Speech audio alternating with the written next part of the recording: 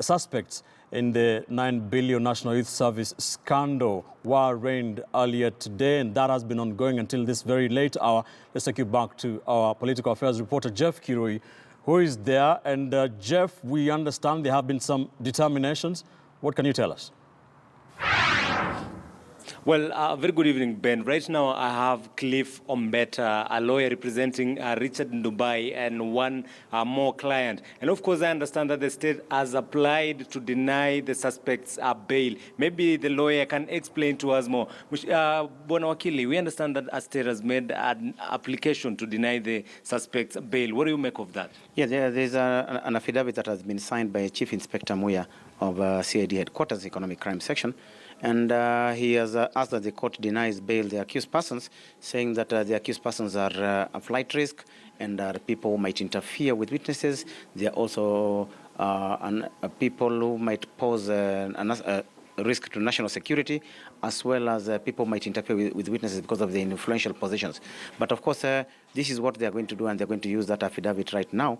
But we are prepared for that because this is an offense that is bailable. And apart from that, the accused persons who now are here in court have been reporting every now and then for investigations whenever they've been called. So you can see that it's an effort just to frustrate the accused persons and not to honor their dignity under Article 28. But then the court it is quite clear that the bond terms the court might want to give might be strict, but the accused persons are entitled to bond. The state is actually just fishing for that particular purpose, because what are they talking about national security? Where is that issue coming about? These people have not done anything. They are not the kind of people you can say they're terrorists. They're Shabab. They have bought weapons with that money, or they have done anything that can endanger the state. So national security is actually a wish that they are making. What do you make of the charge sheet so far? 10 files. 10 files, which means 10 different sets of bonds. It's punitive. It is going to be hard. And this has been done maliciously by the state because they wanted maybe the accused persons to remain in custody, just to embarrass them further, because these charges could have been consolidated in one way or the other.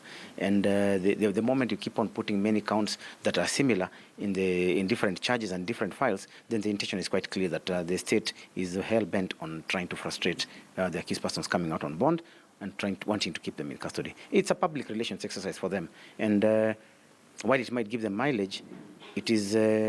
the remoteness of it all is that they are causing damage to the constitutional rights of the accused person, the fundamental rights of the accused person. And this we are going to fight to the hilt. Will this be a lengthy case based on what we've witnessed today from 9 in the morning up to now? Yes, and they're still reading the charges until now. So that means that it's going to be a lengthy case. And being 10 different files, that means 10 different courts. And then that means that 10 different days for every particular case. And therefore, you never know how long a case will take in which particular court. And that means we are going to be here for the long haul. Yes. What happens after today? After today, then we are now going to take dates for hearing. We are going to come for pre-trial so that we have given all the documents that they're going to use in this case and any other documentary evidence. And then from there, we'll see which courts we are given. We shall prepare then our case. And once our clients are out, we will fight. Maybe one last question. Does it bring a concern to you that some of the charges are actually not brought before the court? Yes, and you see, even some of the accused persons are not before the court. The state would want us to believe that these people are absconding, which is not true. You see, we wanted all the charges to be present, and we wanted all the accused persons to be present. Therefore, it means that if they are going to bring the other accused persons later on for any other files, then that means our clients who are here in court already will have to come back to court again and plead, and maybe new files will come in. And while they are bringing charges that are amounting to 780 million right now, what we have calculated in all the charges, when they talk of 9 billion, then you can start imagining what the hell are they talking about. This is totally incomprehensible. Totally. Yes. There's also the issue about not including EACC in these cases. Is it a concern for you? In fact, this was not a matter for Anti-Corruption Commission, because you see what I can say right now is this is not a matter for corruption, because they are not.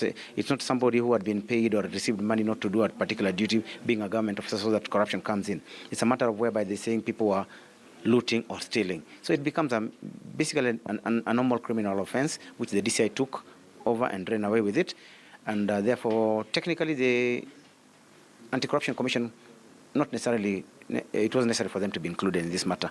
But then the matter has been taken to anti-corruption court. That is where we were wondering, then what is the use of bringing them to anti-corruption court when you're not involved with the anti-corruption commission?